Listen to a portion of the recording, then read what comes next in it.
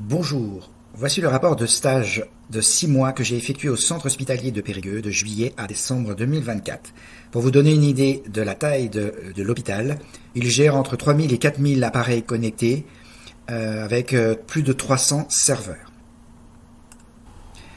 L'objectif de mon stage était d'étudier la faisabilité de transcription avec le modèle Whisper pour des termes médicaux et en temps réel.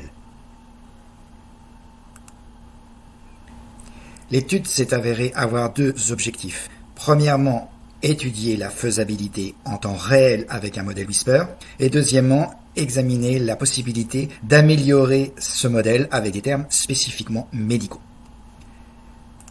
Pour comprendre ce qu'est Whisper, il a été créé par OpenAI, les créateurs de ChatGPT, et il permet de retranscrire la parole dans plusieurs langues avec une assez bonne précision. Son fonctionnement de base est assez simple, consiste à donc enregistrer un fichier audio, le passer dans un modèle neuronal avec une architecture de transformer, moyennant avant un calcul de Fourier pour avoir une sorte d'image vocale et un contexte. L'avantage évidemment de Whisper, c'est qu'il est open source. Il peut s'améliorer par du fine tuning, on va voir ça, et il a une grosse communauté. Maintenant, il fallait savoir si on pouvait s'en servir pour de la transcription en temps réel. Donc pour de la transcription en temps réel, on a utilisé les modèles, la façon de faire de Whisper Live, qui consiste à découper le flux audio en secondes, et le serveur reconstruit le fichier audio et envoie les transcriptions en temps réel par la suite. Deuxième objectif de l'étude, c'est l'amélioration du modèle Whisper avec nos termes médicaux. Pour cela, on va avoir besoin d'un premier modèle de base fourni par OpenAI, de données spécialisées avec nos termes médicaux.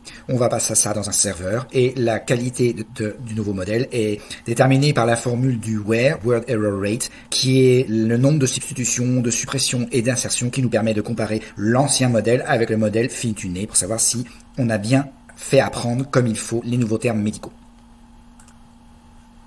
Concernant les datas d'entraînement, ce qui nous permet d'améliorer le modèle Whisper, je me suis heurté à deux soucis. Le premier, c'est que je n'avais pas de données. Deuxièmement, ce sont éventuellement des données médicales sensibles. Donc, il fallait trouver une façon d'améliorer et donc d'avoir les paires texte-audio. Et ce que j'ai fait, c'est que j'ai utilisé Mistral AI avec des prompts de ce genre-là, c'est-à-dire en tant que neurochirurgien, écrit une phrase, etc., etc. Un compte-rendu d'une craniotomie pour tumeur cérébrale. La pertinence du texte médical qui m'est fourni n'est pas réellement l'objet. Ce qui m'intéressait, c'était d'avoir énormément de termes médicaux.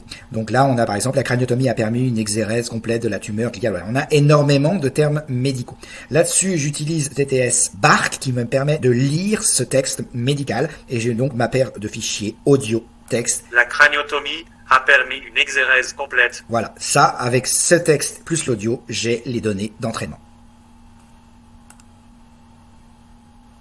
Il se trouve que, en ayant un entraînement de 180 audio seulement, je suis passé d'un taux d'erreur de 62,5 à 33,4%. C'est le fameux WERR, donc ce qui montre qu'avec ces audios créés artificiellement par l'IA Mistral sur les rapports médicaux et sur l'audio par Bark, j'arrive à améliorer un modèle Whisper pour les termes médicaux.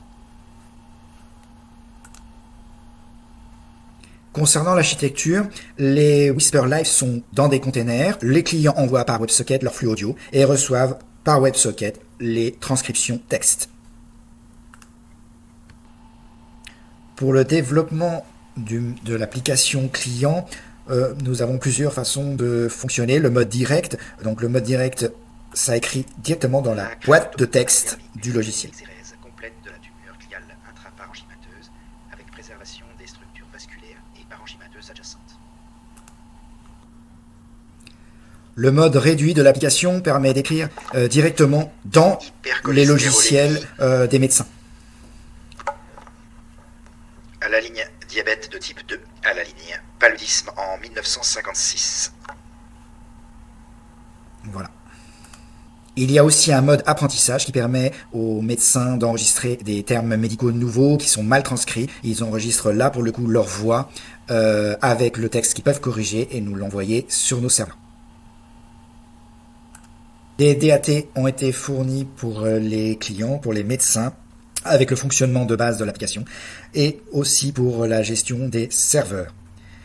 J'ai créé des applications qui permettent de gérer les données audio enregistrées pour l'entraînement. On peut avoir les statistiques de ces données, gérer ce que l'on veut garder pour faire des tests sur les modèles ou pour entraîner les nouveaux modèles. Un système de bots et de petits robots qui envoient en permanence des flux audio. Ça m'a permis de tester l'efficacité des serveurs et en augmentant le nombre de robots, voir si on perdait en qualité ou en temps de réponse. En conclusion, mon stage m'a permis d'apprendre énormément de choses et de pouvoir valider la reconnaissance en temps réel avec les modèles Whisper et l'amélioration de ces modèles pour la reconnaissance de termes médicaux. Je vous remercie de votre écoute.